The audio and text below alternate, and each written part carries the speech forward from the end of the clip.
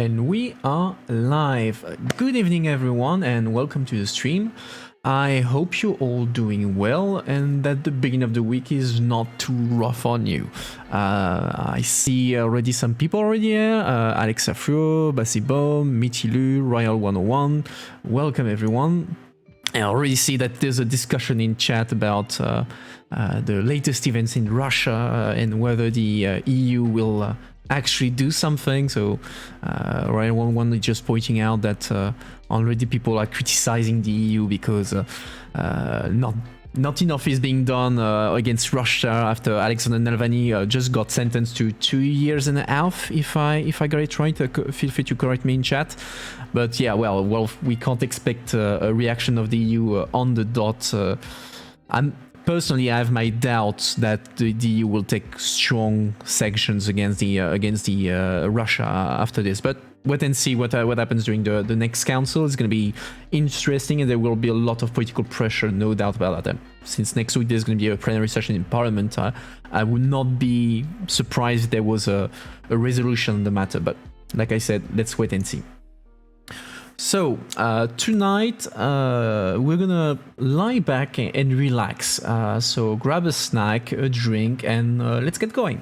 I want to focus on chatting with you tonight, since I feel like we didn't take that much time to discuss with each other during last week, and tell you also about what happened during the launch of the channel last week, and how we're gonna move forward from this. So I'm keeping a close eye on the chat this time, so don't hesitate to say hi and give me your opinion or ask questions, and please don't let me go into complete monologues. It gets boring. I'm sure it gets boring after some time. So first, sorry, I'm still dying here. Same thing as last time. But first, let's have a look at how last week for the first string went. So personally, I don't know if everyone here had the occasion to be there, but I think it went quite well, considering the fact that it was my first ever Twitch, and that we were talking for 2 hours straight about European communication, so not exactly the sexiest topic in existence, however interesting it may be. So according to the statistics that Twitch sent me, we had about 132 different viewers, with an average of about 38 viewers at all time, and a peak at 68 viewers. So I also went from 30 followers to over 90 in less than a week. So I'm quite happy with the result, I would say. European politics boring now, yeah. I see what you mean, Ryan 101. We'll try to change that. That's part of the point of being here. So all in all, I'm quite happy with the launch of the stream, and even if we had some technical issues at some point, nothing major. Basically, the stream just went out for a couple of minutes. I don't really have a precise idea why. Maybe it was a short drop in the internet connection on my side, but well, c'est la vie, as we say. For those of you who have missed the entire first stream or part of it, I uploaded on YouTube the whole thing. So I'm gonna actually post the link in chat.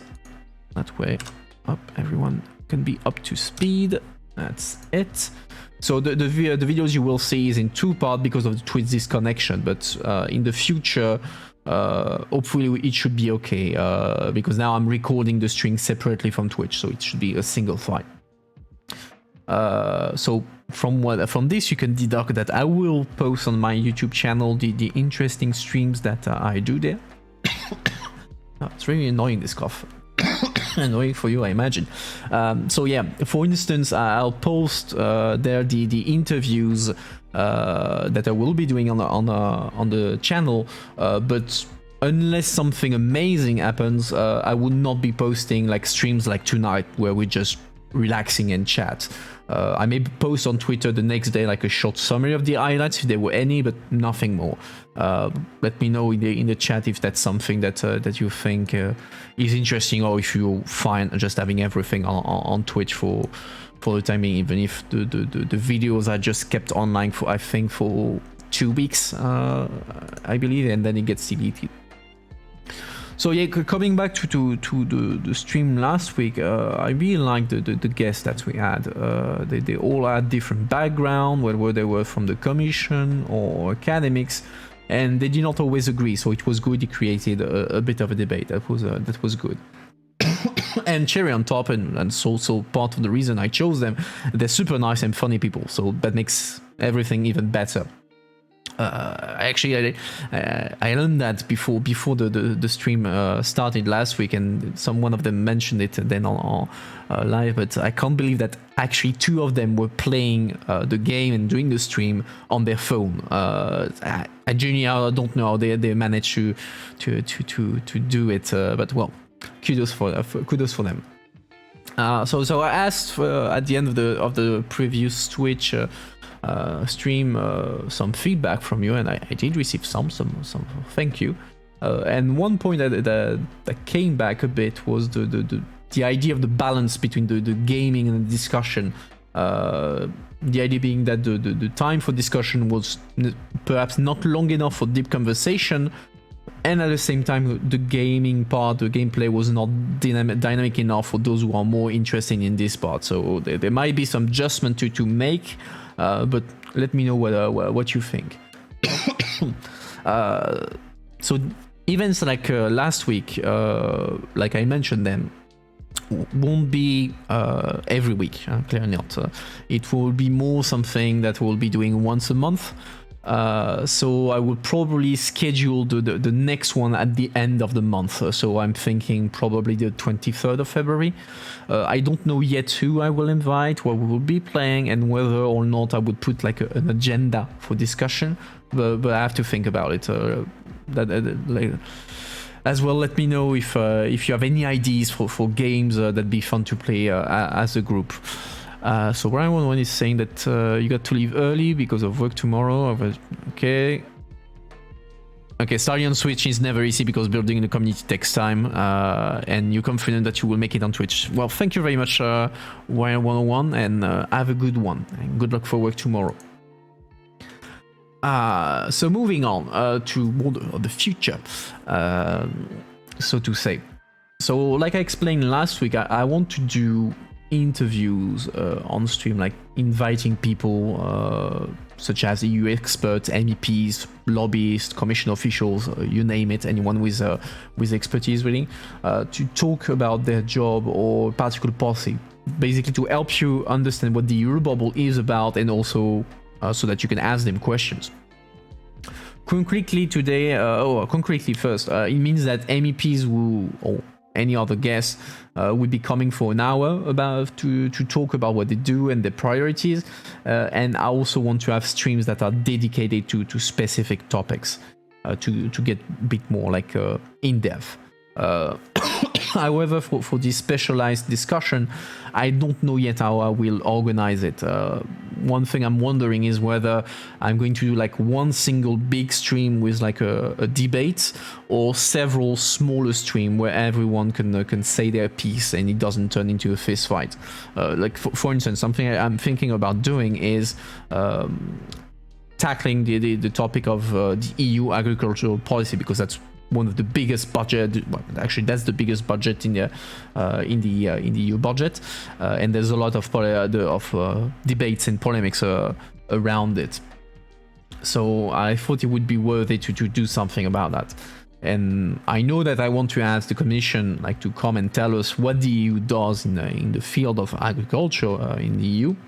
But I also want then to have someone who supports this policy, the current policy, and have someone who is against it. The question that I am yet to solve is whether I should do one stream with all 3 people, so the Commission, the person who is in favor of the CAP, and the one who would be against, and then they would be debating, or if I do one stream per speaker to ensure that we have an in-depth discussion for everyone, and that it doesn't turn into a shouting factory, so to say. Whether, well, I'm sure that everyone on screen would be professional, they would not be shouting at each other, but chat could be another story. So if you have any opinion, any preferences on that, do let me know. I'm just checking if anyone new came in. No, still the same. So anyway, I'm moving away from my initial point. So to do these interviews, obviously, well, I need people. So I started to send emails today. Sent emails to most MEPs to introduce them first to the concept, like so that they know what I'm talking about, and ask them if, in principle, they would want to do an interview here. I already got a few positive answers, so it's good news because that means that we will have MEP interviews on the channel, and it will give me some interesting content, and also it will serve me, so to say, as proof to all those who were on the fence, to show them that it's something serious and that I'm not like an insane person trying to trap them. I also would like to receive some more cautious answers, so to say, with people wanting to know more about the concept and who I am, like what's my real identity. Hello, Draco Time. Hello there. Good evening. I was just catching up on how things are going, where I am into the process of getting people on stream, etc., etc.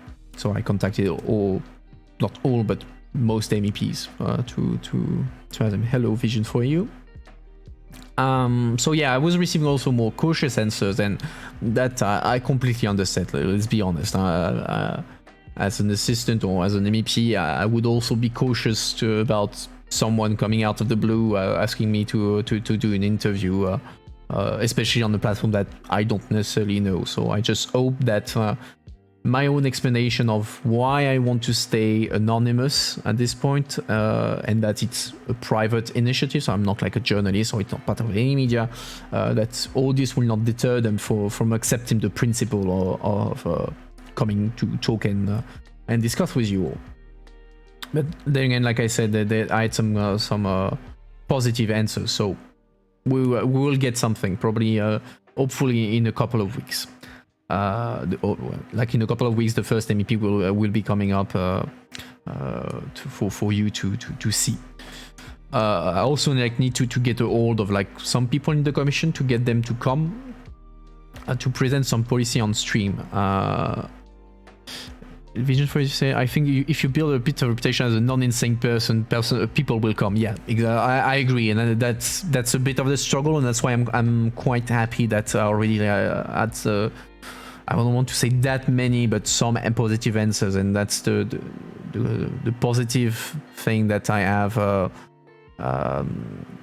already an established channel on Twitter, so people already know about me in the Euro bubble. And yeah, you have connection to the green EFAs. Well, any help is welcome. Actually, I don't know if most of them, but a good amount of the positive answers came from, or at least expression of interest came from green MEPs. So we'll definitely have some green MEPs. I'm more worried about, let's say, having EPP MEPs. One of them accepted, a French one. I need to set that up, but hopefully we'll get that done. Yes, they are more open. I'm not sure if it's a question of openness. It's more a question of being wary about the platform in itself. I mean, EPP, I can understand that they can have more. They can struggle a bit more on platform like Twitch, where they prefer things where they are more in control of what's happening. But well, like you said, once I'm built a bit of a reputation, I'm sure some of them will be happy to come. So it's just a matter of kickstarting the process. So yeah, like I was saying, I want to have some commission people come, because one idea I have for I'm sorry, for the channel, yeah, I have a category of content that I want to do. I don't want to say too much for now, but before being able to do that, or at least to be able to do that properly, I need to have a presentation of Creative Europe, so the program around culture. In 1 year, you will interview Orban. I don't think he would come on Twitter, but that would be actually a very interesting. In principle, that would be a very interesting interview. I could see him like actually doing quite well and defend himself on Twitch. I don't think he will have a lot of success with the audience, but the guy is a brawler, so he would he could do something. He could definitely do something. And finally, aside from the commission people, I will also ask some EU agencies if they would want to come talk on chat on the channel. So for instance, I'm thinking about getting someone from the European Medicine Agency, because of course everything related to medicines is quite interesting these days. So I'm sure we could learn quite interesting things, and could interest people if we could get someone to come over and talk about the agency and maybe talk about how it works around the COVID vaccines. But well, that's more or less what I have in mind at the moment. Frontex would be dope as well. I have them on my list as a maybe. And you also mentioned the European Central Bank. The ECB it would be interesting. My only worry would be to find a way to make it accessible. That would be my only worry. I'm sure there would be someone who could make it understandable for the common mortal like myself. I'm definitely not an expert on ECB. ENISA as well is an agency I had on my list.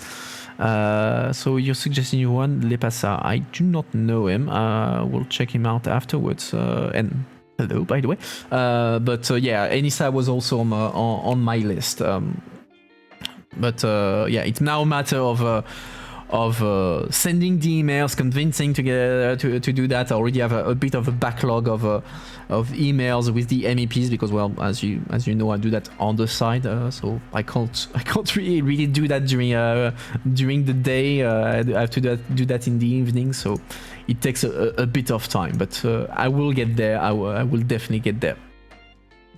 So yeah, for tonight, beside chatting with you and answering whatever questions you may have, or discuss whatever really, we'll be playing, or actually I will be playing, you will watch me play, Fall Guys Ultimate Knockout. Yeah, I know the name of the game is completely ridiculous, but well, it might be funny. So John Lepasa is the executive director at ENISA and former cabinet member of Vestager. Oh, interesting. Speaking of Vestager, once I get like enough traction, I think she would be really interesting to try to have on Twitch one time. I mean, we were talking about that last week, about how she would probably be doing really well on Twitch. So I also, you didn't talk about Vestager, but now that the name is in chat, she's on my list. At some point, I will try to get something done on that. So let's see. Let's start to play a bit. So up. All right. So now we are in game. So let me explain you a bit the concept of the game. It's some sort of nice competition game between 60 players in a series like of obstacle course and mini games. Personally, I've only played it a few times, but it's quite fun. However, and here I'm doing a full disclosure, it has a tendency of making me pissed off sometimes, because I suck at the game. So after a while, I get frustrated. But well, that gives you the occasion to make fun of me and enjoy my pain. And like I said, I have the chat open on the side, so feel free to react, mock me, or whichever.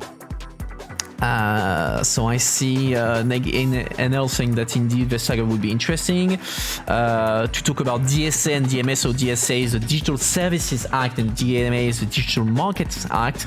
However, on DSA, I think that it's more Thierry Breton, so the Commissioner for Internal Market, who is competent. DMA Vestager might be the one competent, but yeah, then it's a matter of making things understandable for everyone. But The process, I'm not too worried about that because ZSA DMA just started as a process, as a legislative process. So we have a full year and a half before it's actually done. So maybe 2 years if everything go bad. But so we have time. So yeah, like you can see, I'm in the game. I have a ridiculous name, so Best Bouncing Yeti. Before you ask, I do not choose the name. They're actually generated automatically, so I will see after each game what terrible names I will be given. So let's hit play. So now it's a matter of waiting for 60 players. Oh, it's going quite quick. Sorry. Tundra Run. Navigate the frosty obstacle and finish the race. Race to the finish line, which is the same. Okay, so you'll see it's all about racing, obstacle course. And the fact is the game is not very maneuverable, which is part of the fun because people just get stuck at random points and obstruct each other. So it'll be funny. And I think I had this map once. Not that I particularly master it. All right. Come on. So that will happen. Oh, not too bad so far. Oh, yes, I made it. I made it. Let's try the middle. Slipping on ice. No! Ah! Oh, I get an achievement at least. Oh. So now you see why I say it's quite frustrating. Oh no!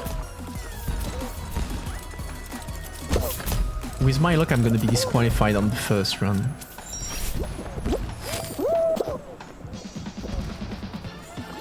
Middle was a bad idea. Well, I don't know. See, I'm already getting pissed because I suck. Okay, fine. I will go on the right.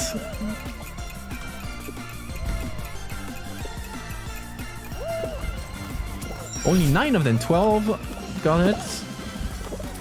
Oh no! Ah, this game.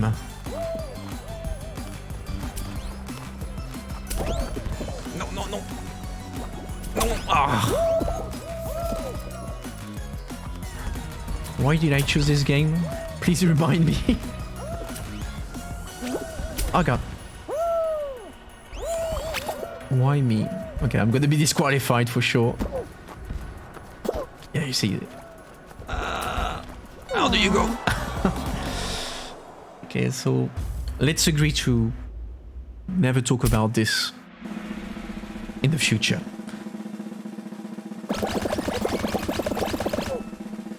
So you see, as you can see, I'm quite good at the game.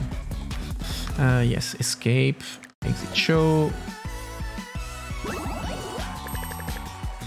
I don't get why my character is happy. But well, confirm, yeah. So let's change my name. Where do I change my name again? I'm lost. Outfit. I saw it earlier. Options. No. Profile. Ah. Generate a new name. Mega Flaking Punk. Okay, I guess that'll do. Link Amazon account. That's weird. Okay, let's go for a second run.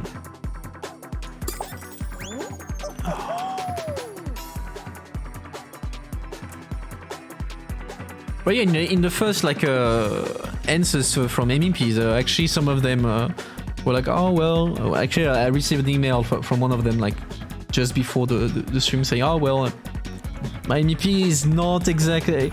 He's more of a board game kind of person, so I'm not sure that she would be good on video games. So maybe a compromise will be possible. But well, that's what I will be explaining them, and I'll really explain to a couple of them. I mean, they won't have to play video game. It's completely up to them. So if some of them are are comfortable with that, perfect. But exactly like what you say, Vision, for you.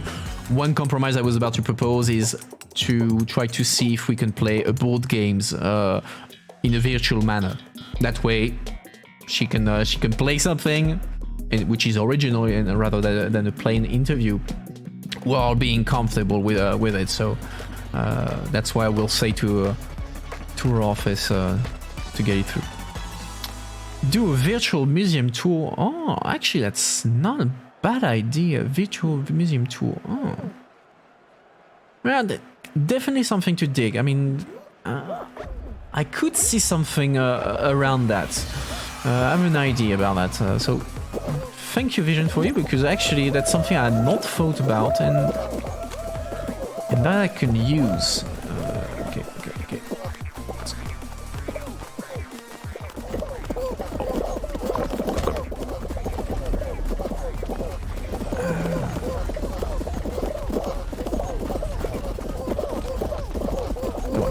Come on. Ah.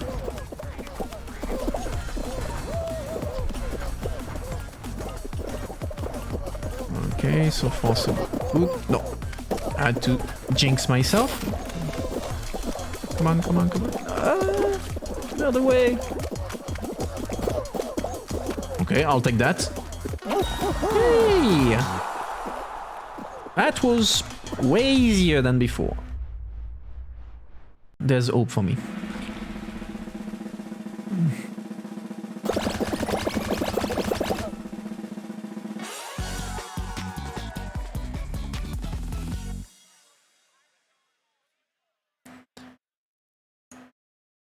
Come on.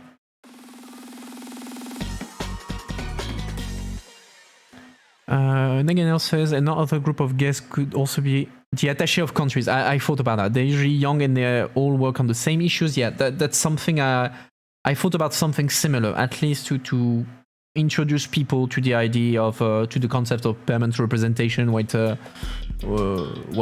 works, the council. So yeah, I also had that in mind, but I would say that council and member states are an even tougher crowd than MEPs and commission, so I was planning to try to reach out to them at a later point, once I already have a few interviews under my belt, so I can show them, okay, you see something serious, it's an actual interviews, we're talking about policy, it's interesting, and you don't, people are nice on the chat, so yeah, well, be nice. Didn't we just do this map? Okay. Oh yes. But yeah, council is on my list at some point, even if it's gonna be a tad more difficult. But we'll see.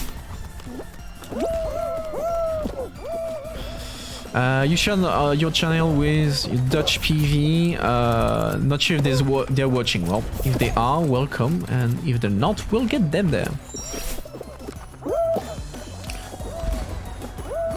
Huh? I don't know what this noise is.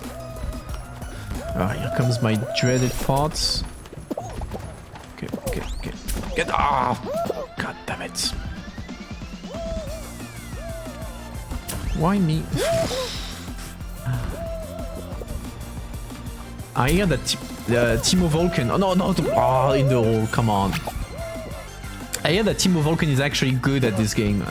So Timo Vulcan is a German socialist MEP who is also on Twitch. Ah. Well, close enough. So yeah, apparently he's quite good at the game. So hopefully one day I will get to do a stream with him as an interview, and he will completely humiliate me on the game,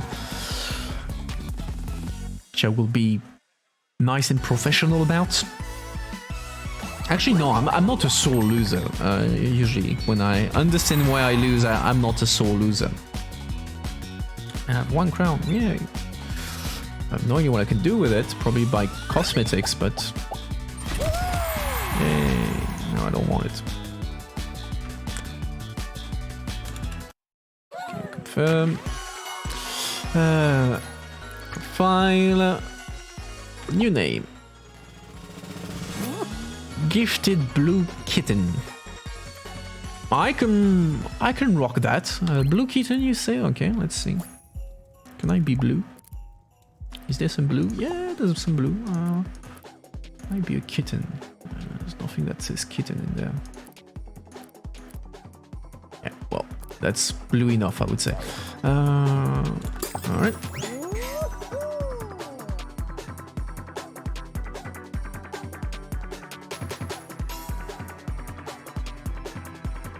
But yeah, at the beginning of the stream, Ryan 101 was talking about the latest news in Russia, in Navalny. So the fact that he just got condemned into what we will call a sham procedure to 2.5 years of prison in Russia after being poisoned by allegedly the Kremlin and spending some time in coma in Germany. So he got guy at the balls of going back to Russia. He got arrested on the spot, and now he's going to prison for 2.5 years, just because he didn't show up to like a judiciary control because the guy was in a coma. I mean, it's so absurd that, I mean, like, who actually see that as something genuine, which is of course not the goal. I'm pretty sure that the average Russian is seeing through this. It's about sending a message, as a popular character said once in the movie. But yeah, it's I'm curious to see how the EU will react. On this one, I had not too much difficulties. This one, so let's see. I was also reading about the. Come on, jump! Yes. No! Ah.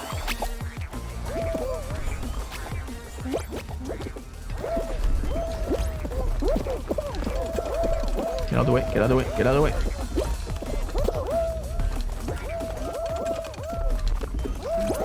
Yay. So yeah, I was watching about the reaction to the polemic about van der Leyen, so I think it's no secret to anyone who follows the news in your bubble that she had a bit of an issue with the COVID vaccine because she tried to, so in reaction to the AstraZeneca polemics at the fact that they don't deliver enough vaccines to the EU per their contract, apparently the Commission was rightfully so quite pissed and wanted to I jumped in the hole. Wanted to strike back by implementing some export control measures, so that for instance a pharmaceutical company could not export vaccine doses made in the EU to countries that are not in the EU. And as part of that, someone had the great idea to try to to try to exclude. Oh, I was actually the 10th one. Oh, good. Trying to control the border by basically say that Northern Ireland could not be used as a place to export vaccines in the EU, which is completely absurd, because it means that they were creating a border between Northern Ireland and the Republic of Ireland, and it was quite ridiculous because the EU had been like the crusader of Ireland for the entire Brexit process, and it was actually a great thing, and the Irish were very happy about the way they were treated by Barnier and the Commission in there. But when von der Leyen did that, she forgot to actually ask Ireland its opinion. So they discovered that later in the news, and they got super pissed, and apparently there was a bit of a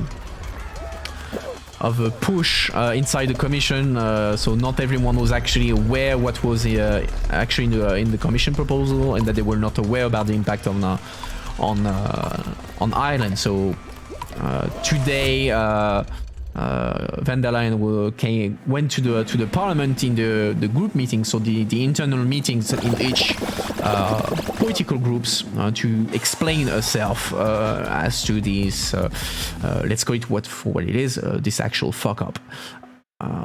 And there was a bit of a polemic, which is again justified to an extent, that why is she doing that in the context of group meetings, which are obviously not public, and it's an internal thing, but she refuses to do it in front of all the MEPs and the public. So, for instance, going to the plenary next week, or participate to a public conference of the president. So the conference of the president is the meeting where you have all the presidents of the political groups gather to discuss about internal parliament issues, and it can happen. I've never been on this map. I have no idea what I'm supposed to do.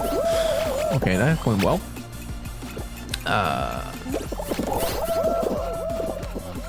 And so it happens from time to time that they are public. So, for instance, during the last mandate, when the CEO of Facebook, Zuckerberg, came to Brussels, and why do I suck? I have to be patient, I guess. Okay, this one. So when Zuckerberg came to the parliament, he went to a public conference of presidents. So there were only the president of the groups of the European Parliament. What am I doing? Where am I supposed to go? Who could be there and ask questions, but the actual meeting was broadcasted to the public. It was not a good experience, if you ask me, because well, the way of the meeting was organized, it was frustrating to a lot of people and MEPs. No. But yeah, there's a polemic because van der Leyen does not want to do that at the moment. Yeah. Again, let's not talk about this game. It was terrible. Vision for you saying that the commission was a bit naive in his opinion. So I imagine that here you're talking about the whole AstraZeneca thing with the contracts. Well, someone was making the point, and it's a valid point, that yes, they were naive, but because it was not their job, I would say, to anticipate these kind of things. Because of course AstraZeneca is a big company. Obviously, chill Greentel. Okay. Let's see if I can work with that. So AstraZeneca, obviously, they have a few good lawyers who knows how to write contracts. Even if the argumentation of AstraZeneca to defend itself is a bit debatable, at least, because they say that they were under no full obligation to deliver all the vaccine to the EU, but under the obligation to do their best efforts. So it's now the question is whether they actually did their best efforts or not, and the debate is whether the EU should have anticipated this. So the alleged reason for the delay in delivering the vaccines is that AstraZeneca had problems on the industrial side to actually produce the vaccine. And then, since it's an industrial kind of thing, I mean, it's hard for the Commission to anticipate this kind of thing. So yes, they were naive to an extent, but I mean, when you're contracting one of the biggest pharmaceutical company in the world, you can expect that they know how to produce vaccine, that they can be in there. They actually have like factories in the EU. I mean, you can expect them to do what they're supposed to do. So yeah,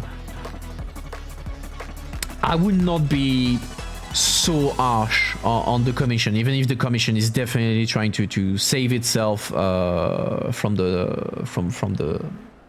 the bad looks it gives it in this.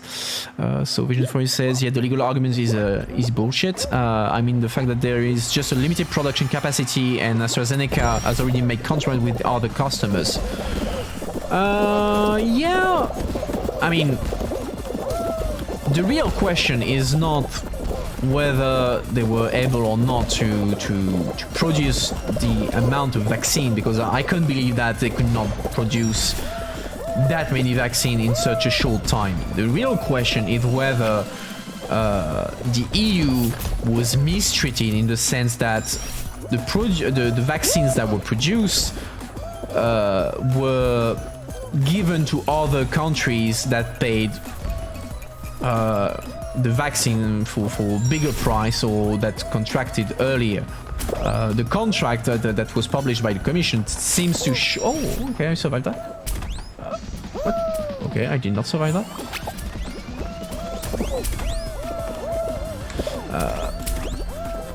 How? How am I supposed to do that?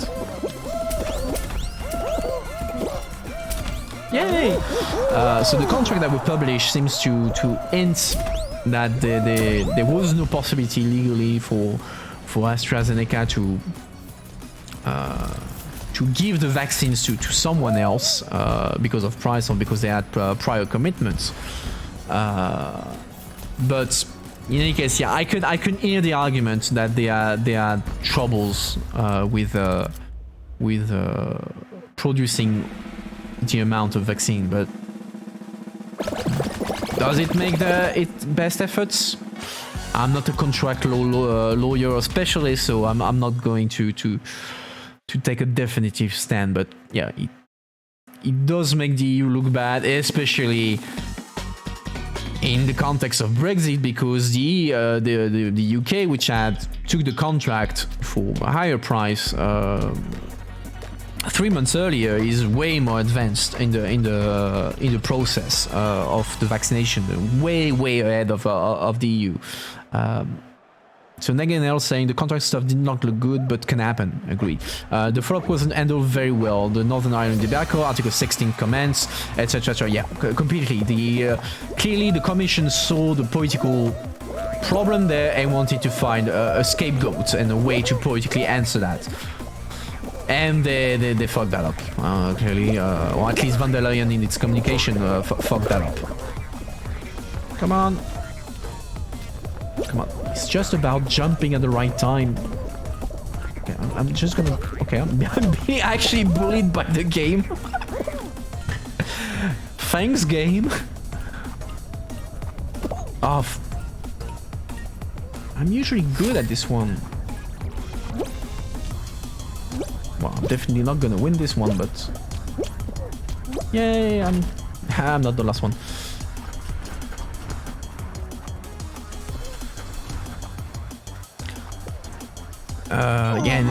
And just for you answering, yeah, that's a legal question, but it does not produce more vaccine in the short term. Clearly, if the vaccine existed, it would be delivered. Yeah. Yeah, I mean, I think AstraZeneca committed to deliver more vaccine. I think it was 30 or 40 million doses. Correct me if I'm wrong. I just saw that on the... Oh, crap. Okay, I'm forced to wait that. I just saw that on the corner of my eye in my scrolling through my mailbox today. But yeah, it doesn't look good, especially since the EU had managed quite well the previous phase, which was the ordering collectively the vaccines. So Virgin French says from 31 million to 40. Okay. In the first trimester or quarter, if I remember, which is the same. Trimester is a quarter of the year. Anyway, but yeah, they did good. Oh, again, this map. They did good for the for collectively ordering the vaccines, but the next phase was... Oh, okay, I'm not playing this one. Okay. Never mind.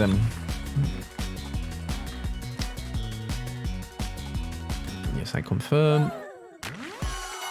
Change profile. P.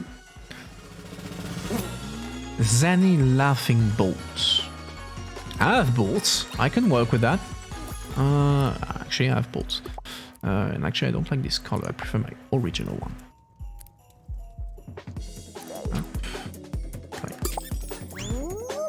But it's curious. I'm curious to see how this will play out, because it's definitely going to be a big topic for next week's plenary.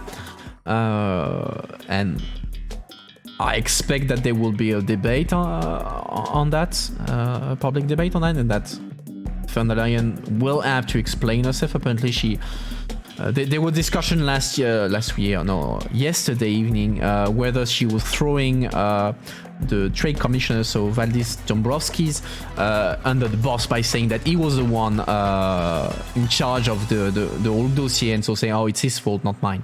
While in fact, it seems that he was not in favor of the provision. He had little information about it. So, but apparently tonight, I think she said in the EPP group meeting that she was accepting the responsibility for the fuck up, and that whenever something was happening, whatever happens, she's the one responsible. She's the president of the commission, and she had to own responsibility. And I mean, she became a bit of a punching bag for everyone in the bubble, because Alexander Stubb, so was a candidate for the EPP to be the Spitzenkandidat. He's a Finnish guy. I don't recall what's his new gig.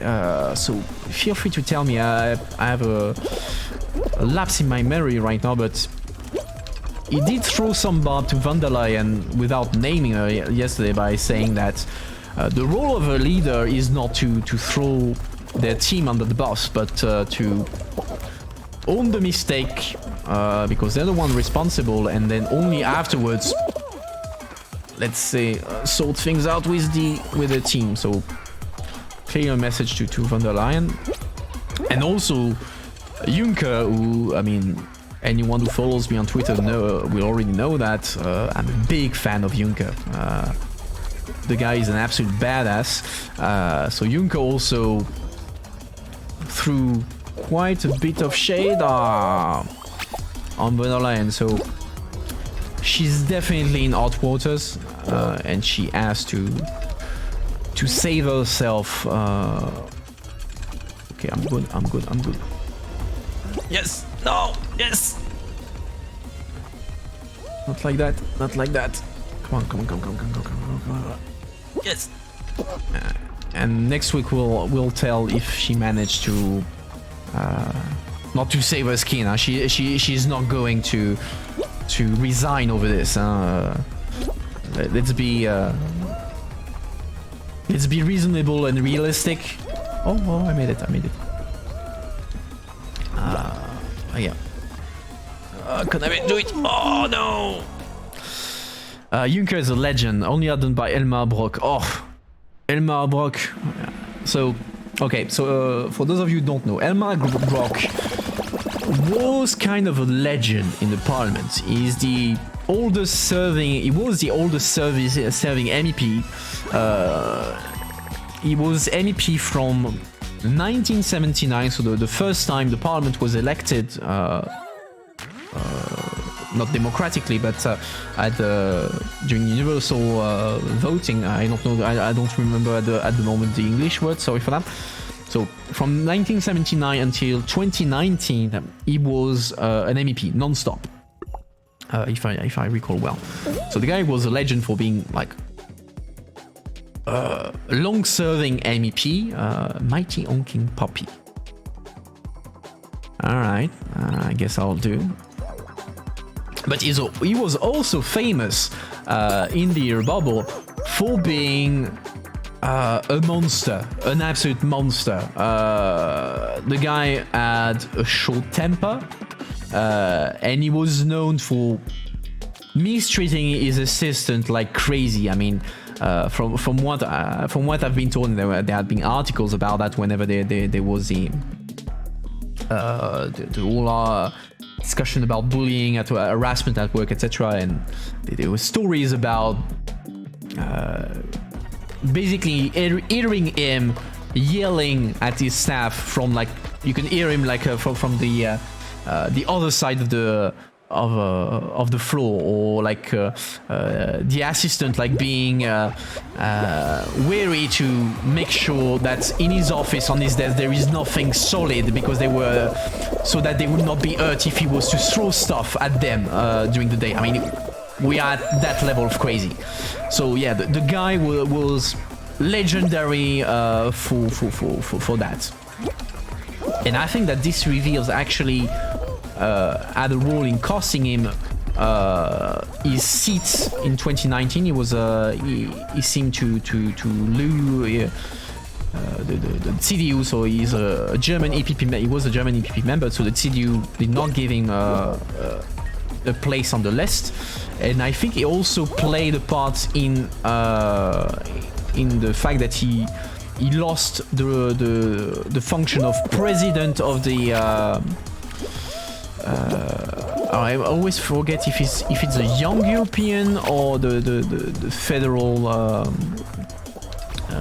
The Federal Association for Europe. I always forget. Sorry, of which he was a president, and since 1979, the guy has been a hardcore federalist, which is not something that you use UEF. Okay, so Union of Federal Europeans. So the big organization, and so it was a big role, and he also lost his job as a president of that, and was succeeded by an Italian. Well, it's a bit more complicated than that, but Sandro Gozzi. So he's an Italian MEP, but who got elected on the French list because France.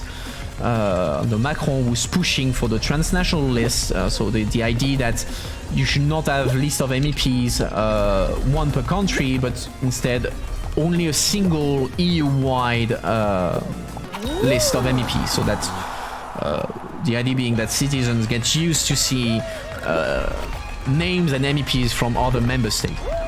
And France and Macron did not succeed in pushing that for 2019, and as a bit of to save face a bit, they decided to include a couple of non-French politicians on their list, and so one of them, Sandro Gozzi, was elected. European City, does he also play the Harry Potter uncle? Looks just like him. Yes, he does look like I forget the name of the character in English.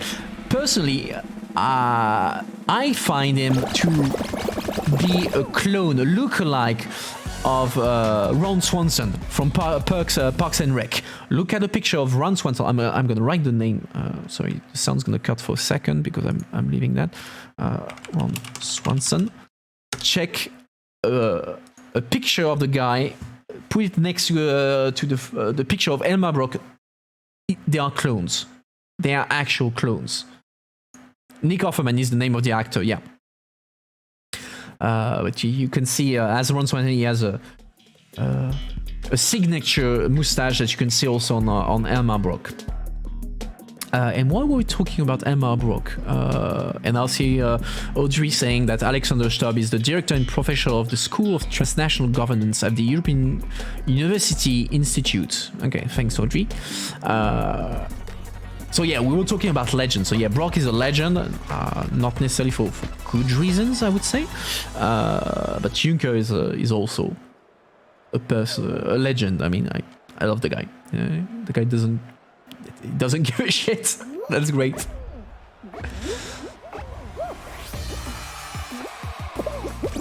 Oh, okay, I was bullied by my fellow players. Okay, precision work. Yeah, I'll get the... Okay, go ahead.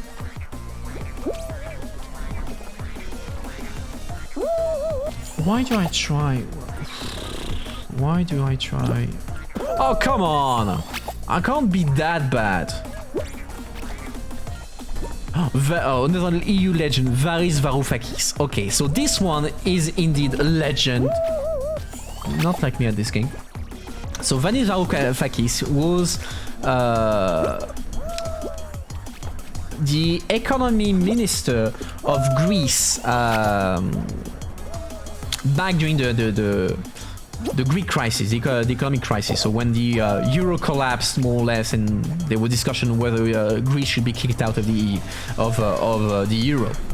And at this moment, so at the beginning of the crisis, Okay, I can work on that? No, I can't work on that. I don't want to do.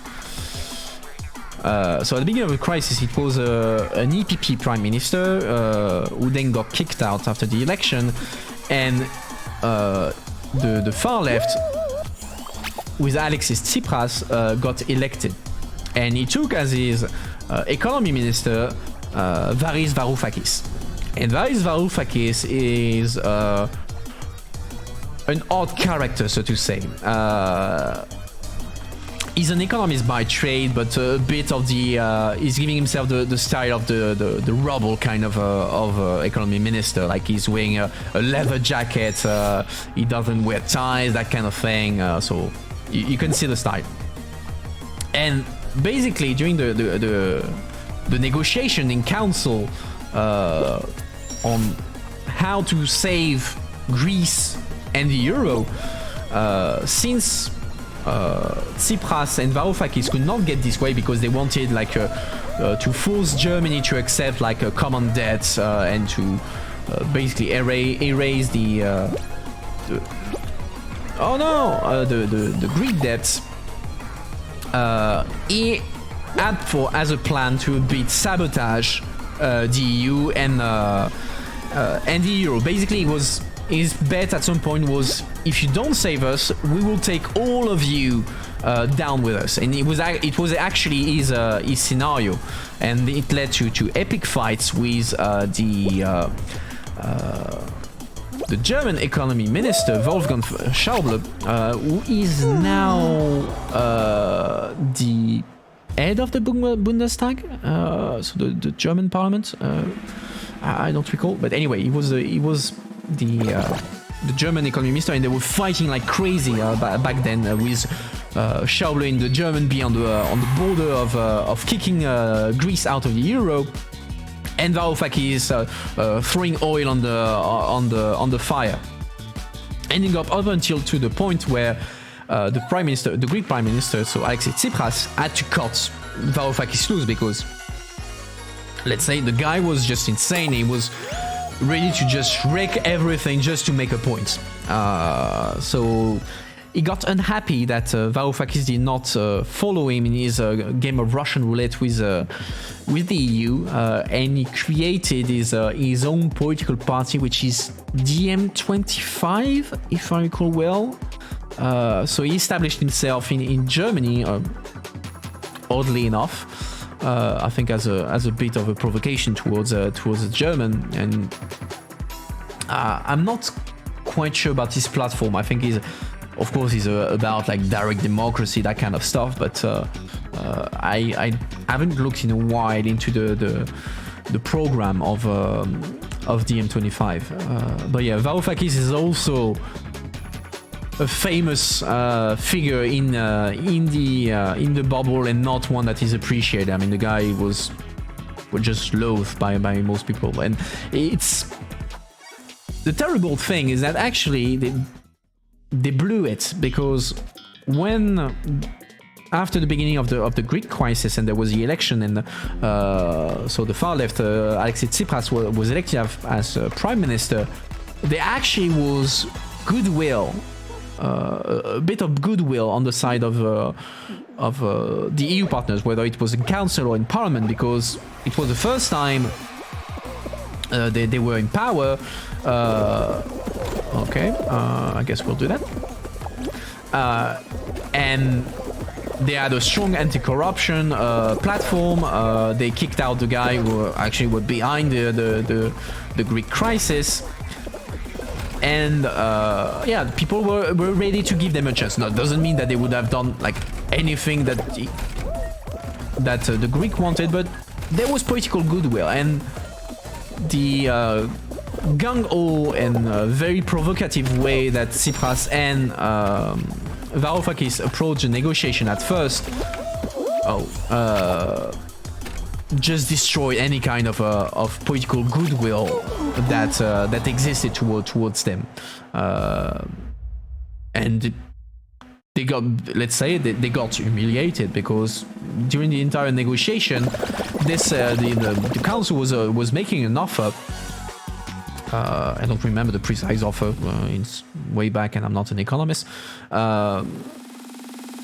They made an offer that Tsipras said no, we would die before we accept that. And in the end, they even made a referendum about that to refuse the deal that council was making, and Tsipras won the referendum. But after that he got so isolated in council that he had to accept the humiliation and indeed accept the deal that the council was giving him. In a way, it's this or you're out of the euro, and he had to cut Varoufakis loose. So yeah, it was a proper humiliation there. Actually, when he was prime minister, there was a very famous, not a very famous, but quite a famous speech in the parliament from Guy Verhofstadt, who was back then the president of the liberal group, so the centrist group, ALDE, Groovy Rolling Snake. Okay. And so he made a famous speech the first time that Tsipras came to parliament to tell him, okay, be bold and do actually fix the problems that Greece have. And I mean, Greece is a bit of a peculiar country. For instance, they have in the constitution the fact that shipbuilders, so the armateur, the Greek shipbuilders do not have to pay taxes. They have in their tax code a ton of exemptions for instance, the Greek church. Anyone who has like a sacred thing in his on his property is exempted of taxes. This kind of thing, and it's tons and tons of things like that. And back then, when we were talking with Greek people, whether they were MEPs, assistant, or just Greek people in the bubble, they would come and tell you the craziest story, like things that you would never believe that happened in the EU. So, for instance, they apparently the story goes that when the Greek crisis started and the Commission sent experts to the Greek economy minister to see what was the situation, see how they could help, this kind of thing, they arrived in something that they believed like was in an underdeveloped country. There was no records, there was false records all over the place. It was a complete nightmare. There was nothing, and they had to do everything from scratch. So there was that. One funny story. A friend of mine who's of Greek origin was telling me a story of someone of his family. I think it was an uncle or something, who once got funding from the government, or even, I wonder if it's not even the EU, but got funding to renovate a factory.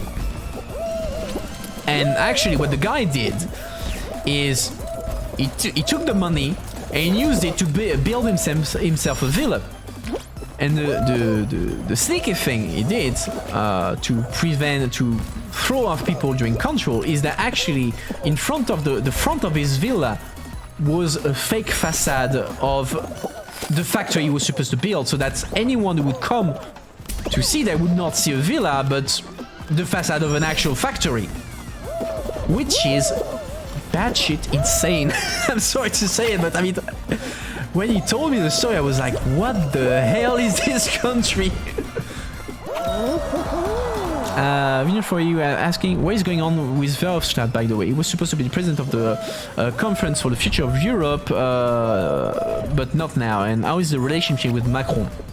Yeah, good point. So, Guy Verhofstadt is well known for being a vocal federalist and being the eternal candidate to be president of something. So he tried numerous times to be president of the parliament. He could have been actually president of the commission, I think in 2004. but he couldn't. He didn't get the job because the UK vetoed him because they saw him as being too much of a federalist.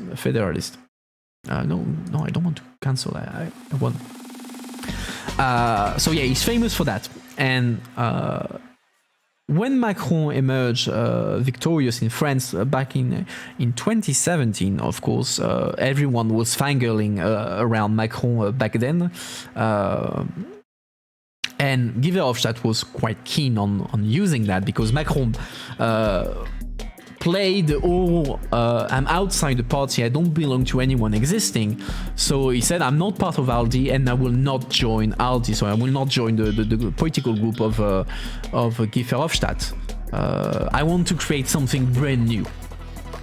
So it created a bit of a situation where Guy Verhofstadt was going out of his way to basically woo Macron to join ALDE and be part of the family. And let's be honest, everyone knew that he was going to join ALDE one way or the other. But Guy was very keen on making that happen. But Macron, aware of the ambition of Verhofstadt and his reputation among EU leaders, was quite keen on not giving him the satisfaction. And there were, let's say, rumors that also Macron did not want to share the stage with another centrist diva, such as Guy Verhofstadt. And so he took his sweet time. And in the end, the deal went that Macron would join. Well, they would create a new group that became Renew Europe. So it's formally not ALDE, but Guy Verhofstadt would not be president of this, and he would not be president of the European Parliament, which he was very frustrated of because one of the discussion in the informal deals between the different political groups is, okay, who gets the presidency of the European Commission, who gets the presidency of the Parliament, and so on and so forth. And Verhofstadt was quite keen on getting the presidency of the Parliament, which he didn't get.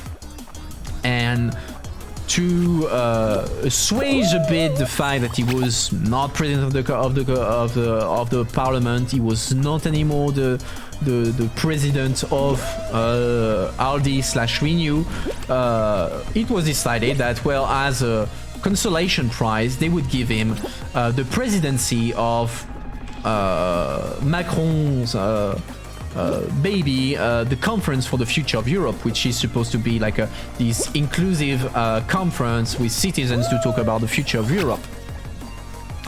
And Verhofstadt got the support of the Parliament of the other political group for that. There was a consensus, but again, the fact that he is a strong federalist made the councils say a big fat no to Guy Verhofstadt, and it was a bit ridiculous because of that.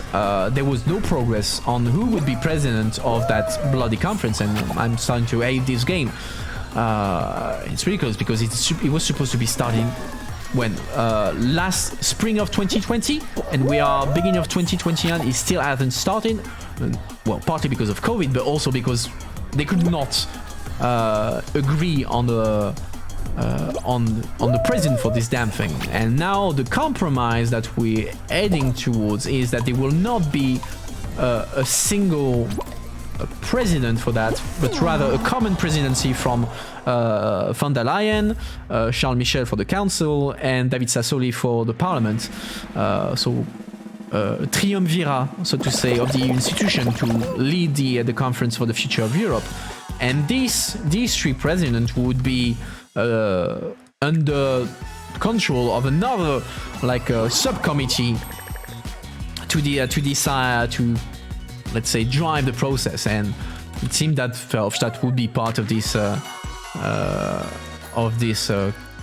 council to keep in check the three presidents of the Conference of Europe. So yeah, it's a big drama of a nothing to more or less a question of ego. Let's not lie about ourselves. And Audrey actually posted in chat an article, Politico, that exactly talks about that. So go check the article out.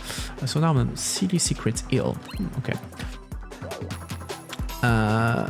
So Vision for You, the conference is already a bit of a joke. It's a lovely idea, but became such a story about Brussels' defunctionality. Yeah, it's a bit of a sham. And I see Eurocat95 agrees with you, Vision for You. I agree with you as well to an extent. I still think it's a great idea, but yeah, it was getting a bit ridiculous, and I hope for the sake of the whole thing that it will have a positive outcome, even if it's going to be complicated, because, I mean, the obvious thing is that citizens will ask for big sweeping changes for the EU. I'm not saying that's necessarily a good idea, but they will ask for that, and Council is a bit playing down expectations by saying, well, no, whatever comes out of this conference of Future of Europe, it can only be like soft thing, like visual things. So yeah, it's already undermining a bit what this conference can actually achieve. I mean, personally, I don't expect anything really concrete to come out of this. My only ask would be for it to actually make the EU more visible. At the very least, do that well. At the very least, then for the results, it's going to be something else. But at least don't suck about making the EU visible and more, more something in the news back home. Vision for You. How many MEP would you say are federalist? Tough one. Tough one.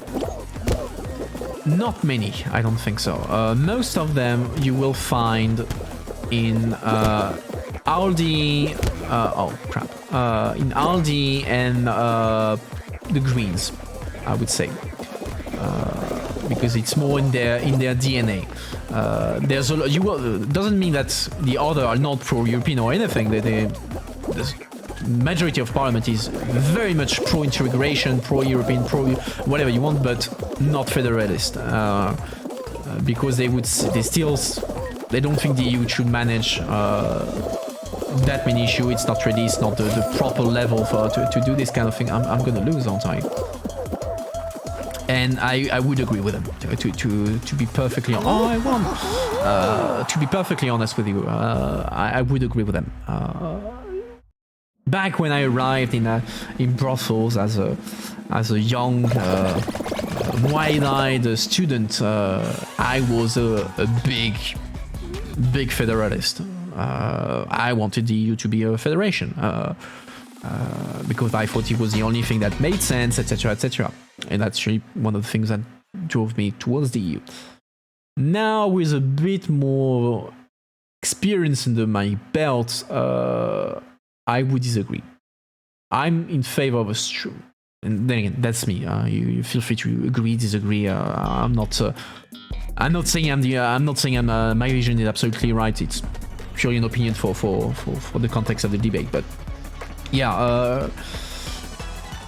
I believe in stronger integration of the EU. No doubt about that, but I don't believe it's doable or wishable to have the EU becoming a proper, actual federation like Germany, like the US, because in the end,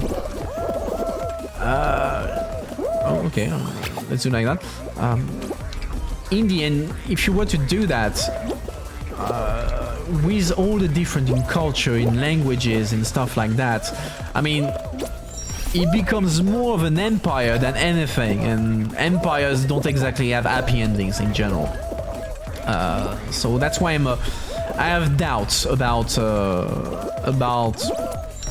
the EU as a federation, as a federal state.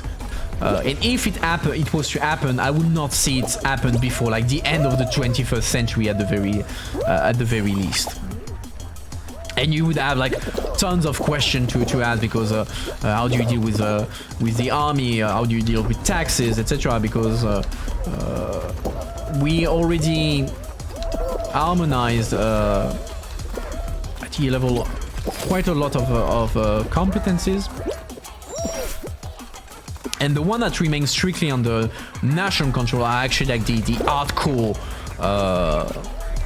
national competencies, like the thing that you legally need to control to be recognized as state. Oh, come on, like control of the army, control of education, this kind of stuff.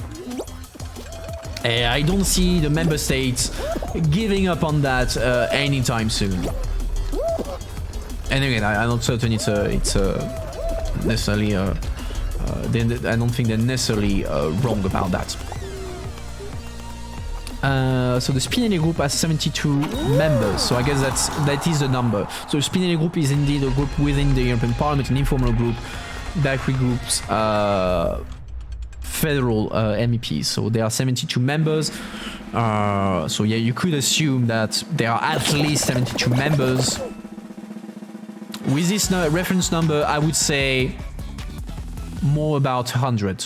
Because you will have like federalist MEPs who are not part of the group. So yeah, you could expect around 100 MEPs who are pro-EU federation to an extent. Audrey is saying to follow up on the Conference on the Future of Europe on Twitter. There's a think on the European Policy Center and especially the director Yanis Emanuelidis. I hope I pronounced that right. That apparently did something on Twitter. So go check that out and tell me if it's good.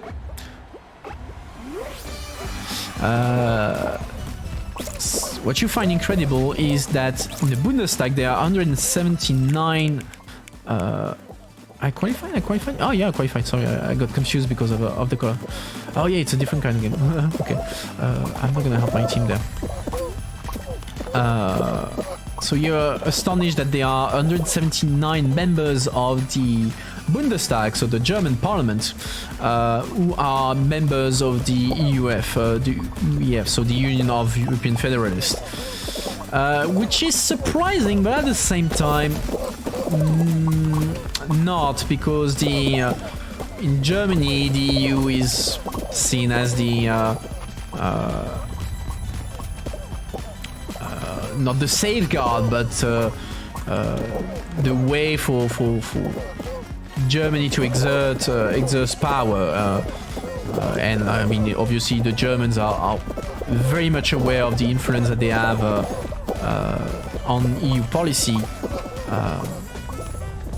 And not that they don't deserve this influence, they clearly do everything that they need to do to get this influence. That's a certainty. Then there's a question of whether it's too much influence, which is another debate.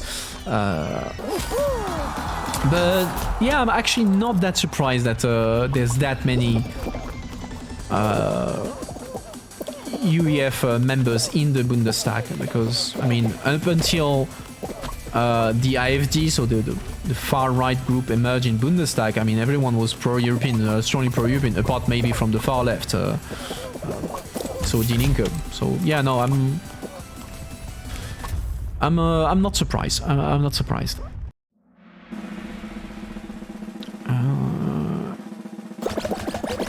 That's something you don't think they know what federalism actually means. Yeah, actually, I mean, to one extent, I mean, they're Germans. German is a federation, so I'm pretty sure they know what a federation is.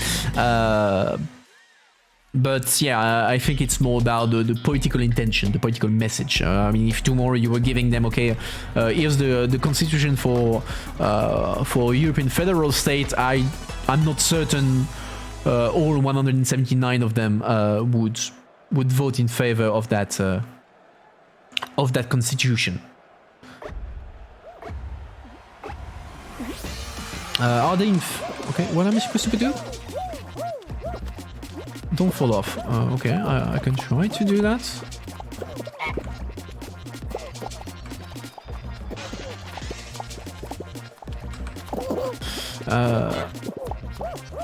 So are they seriously in favor of federalism, or is it window dressing?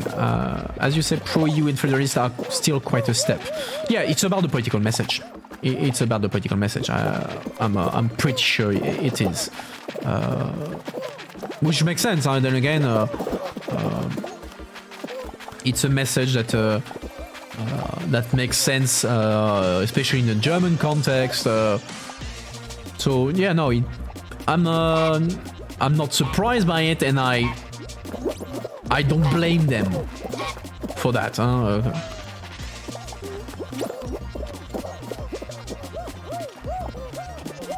Just concentrating a bit.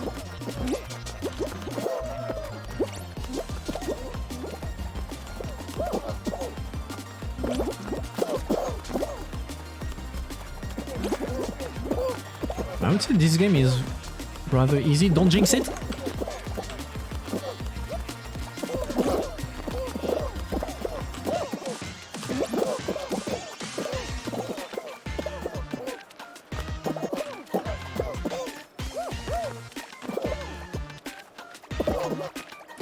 Sorry, I'm silent because I'm concentrating. I want to win this one. No, I'm gonna lose this one. I want this one. I'm qualified. I think that's the first time I go this far in the game. Oh, that's great. But yeah, to come back to the initial debate, yeah, there is not that many actual genuine pro Federal Union MEPs, but there are a lot of very pro integration, pro EU MEPs. There is for me it's quite clear. It's quite clear for now. Roll off. Move between the rotating rings to avoid the rising slime. Oh god, it's gonna go bad. Okay. What I'm supposed to do? Okay, that's happening. I know. Screw you. Haha.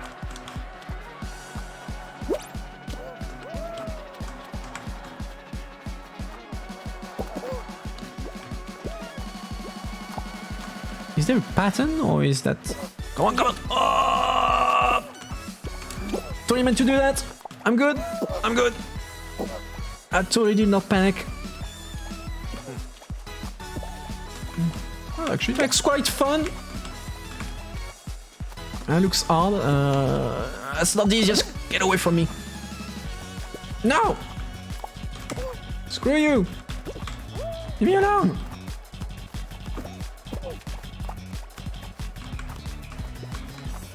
No! Ah, screw me! Oh, at least I got an achievement. I'm actually curious to see who will win.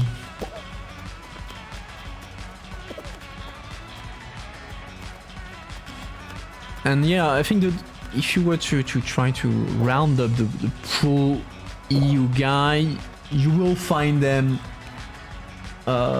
in EPP, Renew, SND, Greens,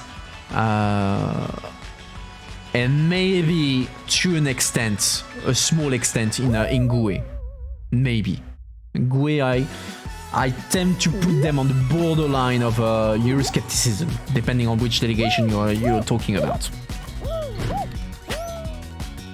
What do you think this with this one? Don't get ill on my account.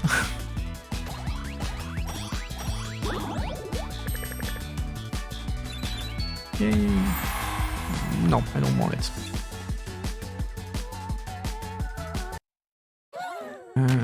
Let's change. Yeah, it depends on the delegation. But as a, I mean, in general, I tend to classify them as not necessarily pro-European and borderline Eurosceptics. There are exceptions, of course, but and that's especially true since, contrary to the other main groups, they are not that, I don't want to say not coordinated, but they don't have necessarily a very common vision. It's a lot of whoever does whatever they want.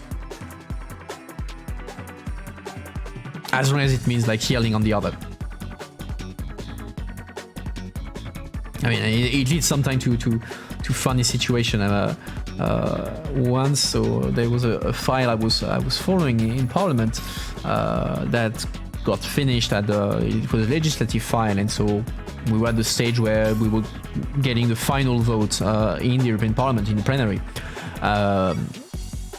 And actually, so before a vote in plenary, you have the debates. So the lead negotiators of each group came to do a speech. Okay, we're quite happy with the result of the negotiation. It's good job, everyone. Let's pat ourselves on the back. And the GUE shadow showed up to the debates, saying, "Oh yeah, the Parliament improved the text. It was a terrible proposal from the Commission, and the position of the Council was terrible. But the Parliament and myself, we did everything to correct the file." And it was very funny because actually the GUE shadow never bothered to show up once in the trilogues. I mean, actually, I might have seen him once or twice in shadow meetings, but I've never seen him once in a trilogue. So seeing him like going very strong, yeah, the Parliament did the correct thing, and that's thanks to me. I mean, it was like a bit ridiculous and on the nose, but well, that's part of the game. Marlo saying, Ingwe, if you go north, you'll find the skepticism. Yeah, that's indeed true. Up.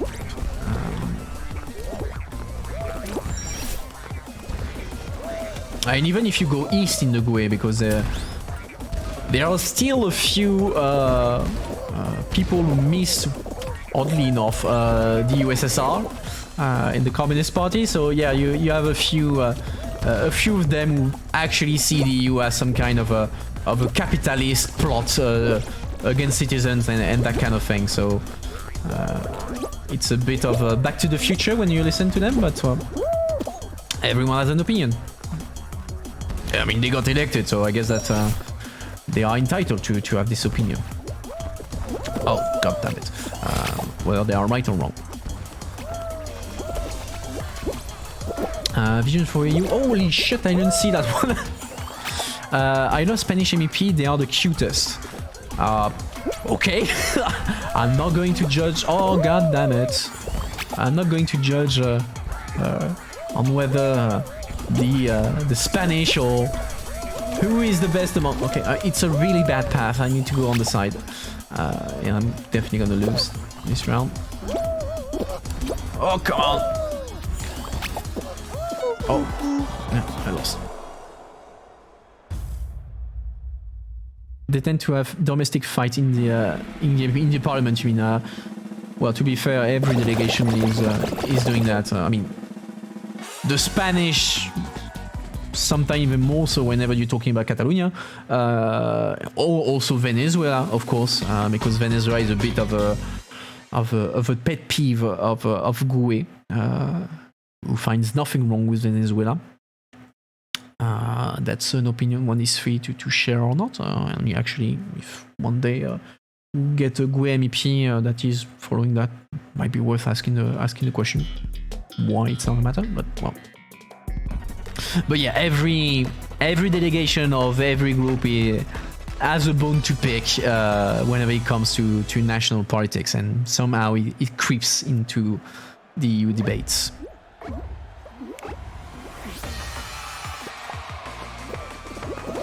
Oh yeah, no, sorry, I lost this round, sorry. So they had a 2-hour debate that should have been had in the Cortes. The Cortes? The Cortes. The Cortes, I imagine, is the name of the Spanish Parliament. Confirm that to me. Borrell also is a legend. I don't know him that well. I mean, I know he's famous and all that, but I actually don't know funny anecdotes about him. Really. Cloudy dancing phase. It works as well. Let me just. I'm gonna cut the sound for a second. I'm gonna go see who's in chat actually to see if I may. Oh, many people. So, hello to another TV viewer. Hello to Ausberg. Hello to Carbon 14XYZ. Commander Root. There is Eurocat 95. I already salute you. Okay, I'm not gonna girly. I don't know if I pronounced that right. Have this too, and the other were already there. So everyone, welcome. So if you were there before, don't hesitate to pop in the chat and don't let the other frighten you. They're nice. They play nice usually. Play. Cortes Generales is the Spanish parliament. Okay.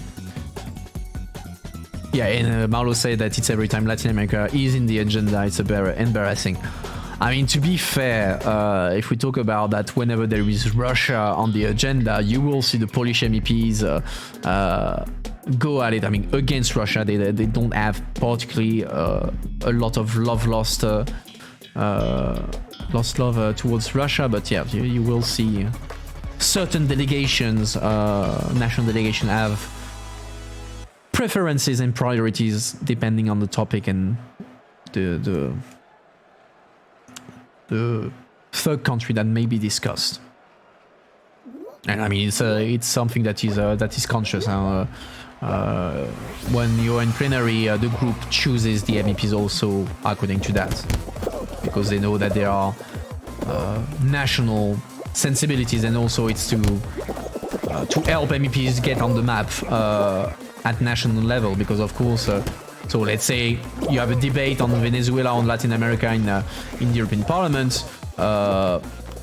If you want your Spanish MEPs to end up maybe on TV and be covered in the press, well, you will put them in priority there, because they are the most relevant to talk about that. There will be appetite nationally from the media to discuss about this. So you know, it's a conscious choice and it's a normal choice. And then whether they're let's say sorting through things that would be more suited nationally, that's another debate. And again, you could argue that it helps like creating media interest around MEPs because it shows that there's still like a connection back with home. True, but with the right-wing Spanish MEPs, there's some weird 21st century colonialism there. Oh yeah, yeah, I'm not surprised about that at all. And you will find that, I think, about right-wing or far-right MPs, whenever it's appropriate. Okay, let's bully blue. Let's bully blue. Mine. Mine? No, I said mine. Get over here. Those guys could not even colonize my lawn. Well, I will not ask you to prove that. I will trust your word on that.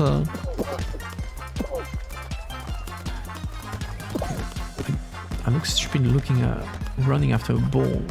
Come on, we only need one to win.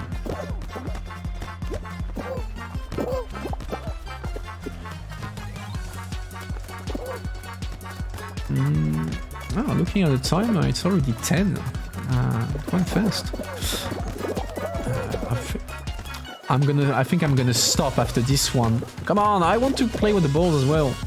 Okay, let's keep this one in the... Oh no! It's not my fault.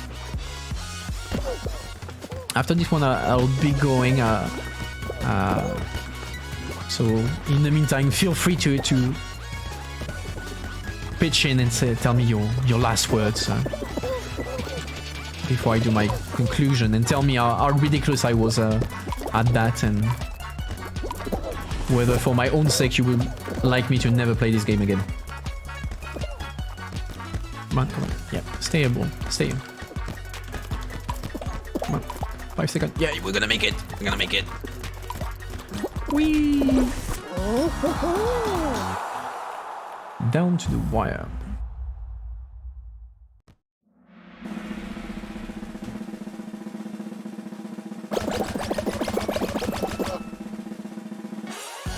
I see one big vulnerability on this channel. You ain't too good at this game. Yeah. Yeah, no. Then again, I never pretended to be good at this game. I took all the precautionary measures to say that I was not good at this game. I'm very good at other games. I'm not sure they would be necessarily games that you would like to watch or that would allow me to be very concentrated on the chat, but if one day you want me to see me at a game that I actually am good at, I will.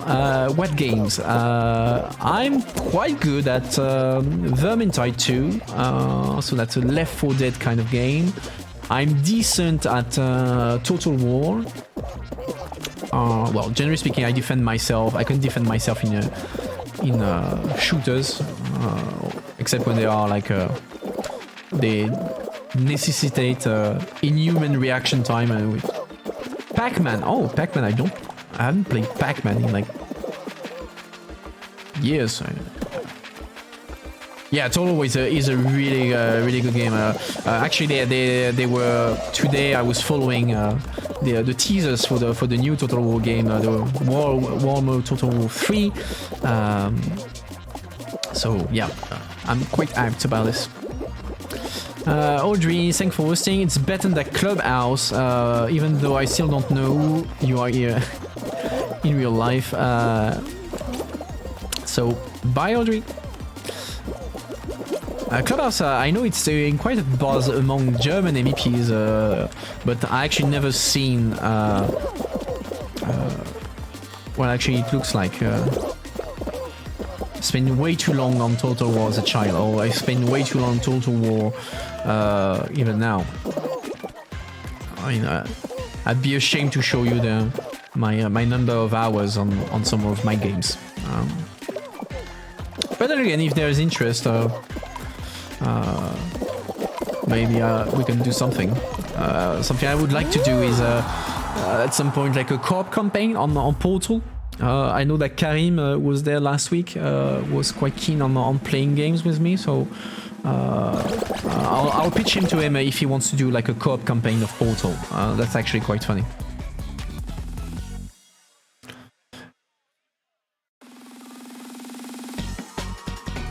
And of course, the time I'm supposed to stop, I start winning the game. Oopsie daisy, jump and dive through oops to score points for your team. Alright, let's see what we can do.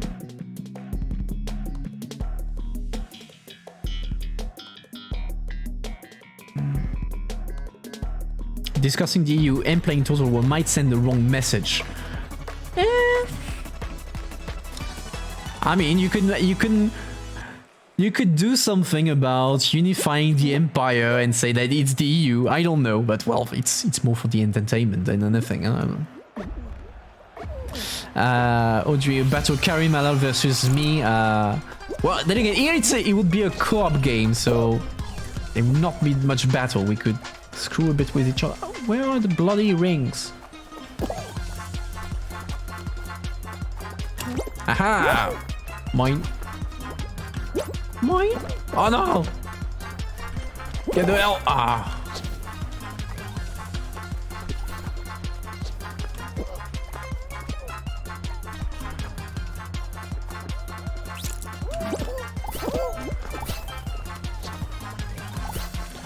Okay. I like this game. Oh, come on. Up there, up there, up there, up there, up there, up there, up there. Whoa! What? Did I miss it? No. Oh no, we're losing. Come on, team. Do something useful. Oh no! Why the... Okay, let's not talk about this.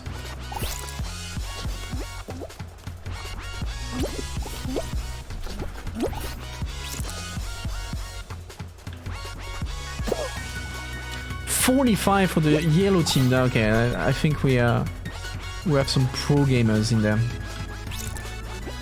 Oh god. How come I'm this bad?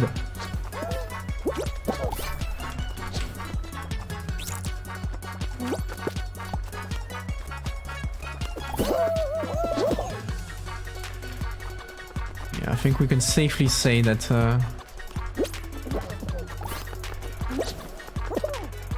we lost this one. The yellow one, is there something particular about it? 47, yeah, no, I don't see anything. Maybe double points, yeah, I know. It's not OI4. I don't know, I think it was you who suggested on Reddit that I should play OI4. So Art of Iron 4. I never actually played the game, so I'll give it a try. I have to look into it. Alright.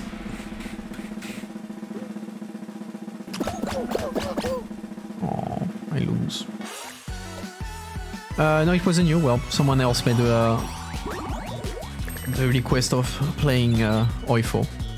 It's a bit boring, yeah. No, I mean, I never played, but from what I saw, it seems a bit boring. Okay, so I'm gonna wrap up for tonight. So I hope you had fun. I had more fun than I anticipated on the game. I didn't rage that much, so I'm quite happy with that. And discussion was good in chat.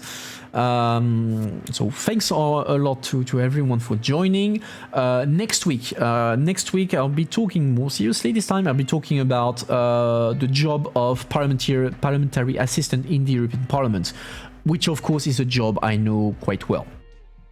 So I will tell you everything about what the job is, anecdotes about that, here and that, how to become an assistant, this kind of thing. So be sure to come back here next week at 8:30.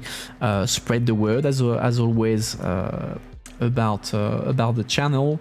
And on this note, I wish you all a good night, and I will see you all next week. Bye bye.